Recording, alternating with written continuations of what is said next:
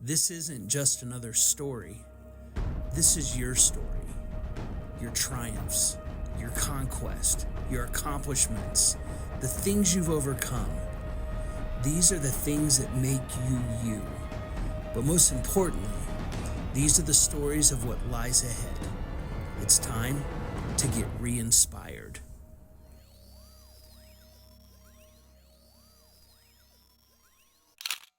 I'm Ryan, and I'm here with Chris. And today I'm going to be doing a podcast based off of his military experience and focusing around during 9/11.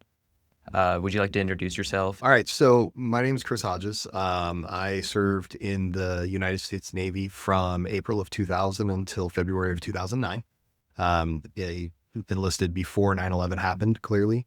And I would have stayed in even longer if I hadn't been injured, but absolutely loved my military career. Awesome.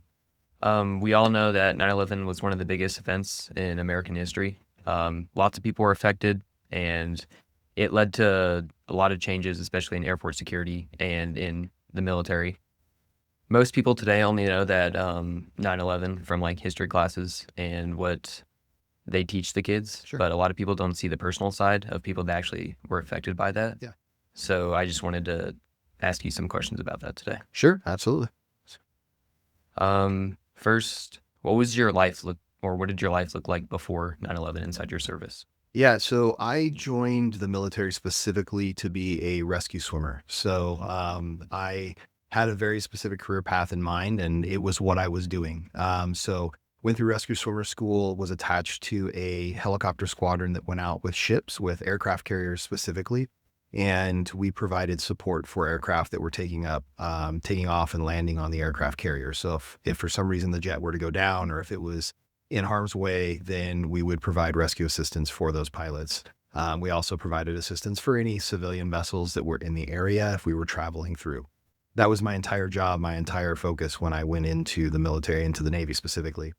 After 9/11, that job and that role changed a little bit. So we were still rescue swimmers, but our role changed to be what they called combat search and rescue, or CSAR. And our duty at that point was to actually go drop off and pick up Marines, sailors, people that were actually going into these conflict areas. And so our duties changed, our training changed, because we had to start getting weapons qualified. We had to start dealing with what it was like to go into a hot zone and pick somebody up and get them out quickly and safely. So that changed pretty drastically because it wasn't what I had initially gone in for. But it was all good. It was cool. As time progressed, we also led into more humanitarian efforts and humanitarian training along with that kind of combat search and rescue. So I think that was the biggest thing for me. Specifically, we had just come back from a deployment in my squadron. So that's what we were called, the aircraft squadron. We had just come back from deployment. We had been deployed. 9/11 happened while I was working night shifts. And so literally, I was asleep when it happened. I woke up in the afternoon and the world had gone absolutely insane. The base was locked down. We couldn't get off the base. And we were basically told, since we had just gotten back from deployment, we were the most trained and ready to go back out. So we had to prepare to deploy again pretty much immediately. I was able to make phone calls, pack a bag, and get everything over to the hangar and get ready for deployment. Wow. Okay. Just some research from before 2001. There was obviously conflicts in the 1990s.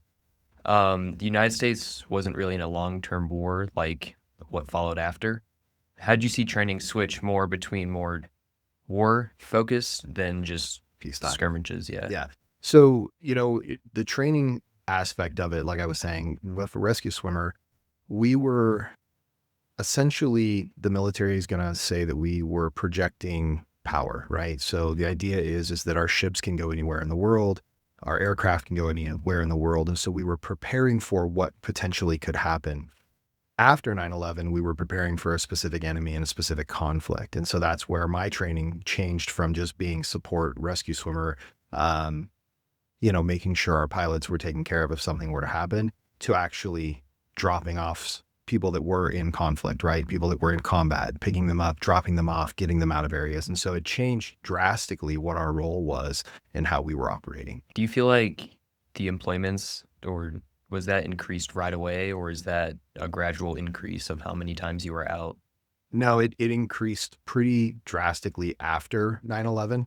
And to use a Navy term, all hands on deck, right? Like it Yeah. was essentially after 9/11, everybody was ready to deploy, and it was how quickly can you deploy, and deployments lasted longer. So Mm. if you were trained and ready, you were on deployments longer so that the other people could get trained up behind you to come replace you. But those deployments, that was the first reaction, was that deployments lasted longer. So a general training or deployment schedule would be, in my squadron, we would deploy for 6 to 8 months, and then we would be home for about 18 months, and then you would deploy again.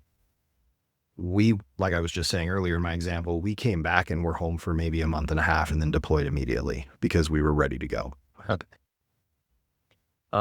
So with that, do you feel like the seriousness of your job increased overnight? Yeah, I mean, I don't know that I would say seriousness because it's still pretty serious if a pilot's in the water, but it did change. And I would say the severity of it. We used to joke that when we were saving a pilot that maybe went down, or a local fisherman who was having trouble with their boat, we weren't getting shot at.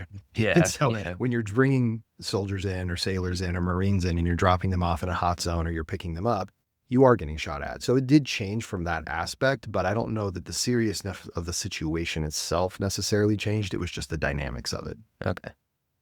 Oh, did you notice any change with more of like a counterterrorism side with your deployments? Um, I would say if I had to really think about it, probably, I was also deployed when the USS Cole was attacked, which was again after Yeah. that fact, right? After 9/11. And so there was definitely heightened security. There was definitely heightened security in where we were allowed to go when we pulled into port or when we had time off. And there was definitely heightened security while we were deployed. Did any of the rules of engagement feel different for you? It's hard for me to say because, again, as far as rules of engagement, I wasn't in a specific scenario prior to 9/11 where I would necessarily be directly in combat as Yeah. opposed to after, when we were, picking guys up and dropping them off. And so from that aspect, did it change for me personally? Yes. But did it change job wise? It was more because of the job and the dynamics of it, as opposed to just I was doing both beforehand. Okay. With your newer deployment, your new role, did you pick up any combat experiences, or was it strictly picking guys up and leaving? Yeah, so the way that we did it, and so to answer your question, yes, specifically. So we would do hot extracts, confined aerial landings, where we would come into an area where Marines were in trouble, they needed to get out. SEALs were in trouble, they needed to get out. And essentially we would come in, and we call it hot because they're usually being chased, they're usually being shot at. We're landing, we're laying down cover fire, we're getting them and their gear onto the helicopter as fast as possible, and then getting out of the area while still providing any sort of cover fire. Yeah. Did you notice any public support shifting for the wars? At that time, it was all very, very positive. It was a different world than it is today. And even, older generations, my grandparents who fought in Vietnam, it was a very different feeling because the U.S. had been attacked on U.S. soil. The support for the war was pretty positive at the time. And so there was a lot different feeling, I think, than nowadays. Did your own personal thoughts change on the war as time went on after you got out? Yeah, I think it's hard not for that to change. I think when you see how things progress, and, when you're young and you're out there in the mix of it, it feels different. From that aspect, it's not that I regret anything, but there are questions, right? There's different views on, were we doing the right thing? Did we handle it the right way? Did we do everything we could while we were there to provide them the best support to rebuild their government and their society after we left? So all of those questions, yeah, you start to look at it differently as you get older. And did repeated and longer deployments affect any of your personal life, or did that affect your military job, making that harder to accomplish? So it didn't affect my personal life. I was very dedicated to my service while I was in. I wasn't married, didn't have kids, so it was very much the military first. So for me, it wasn't anything that changed. In fact, it was kind of welcomed because it was just breaking the monotony of every day back in the States. And so for me, I would say no. But for a lot of people I knew, it absolutely did. Okay. How did the efforts that you and your team put in, have you seen any change in the world today? It's a tough question. Yeah. I would love to tell you yes. Do I think, and this is how I'll answer that. to the people that we helped and to the direct people that we had impact with or interaction with, yes, it absolutely made a difference and it changed their world. In the general overall arching of the world, I would say probably not. Okay. So just wrapping up everything you talked about, your military service and your role changed a lot, especially during those wars or those time. It increased your combat deployments and the length of that, and it shifted the military strategy from more peacetime to wartime operations. Would you agree with all that? Absolutely. Awesome. I think that's everything I have for you today. Cool. Thanks for coming out, and it's obviously better than just research to see like an emotional side and someone who actually went through that. Yeah, absolutely. Anytime. Awesome. Cool.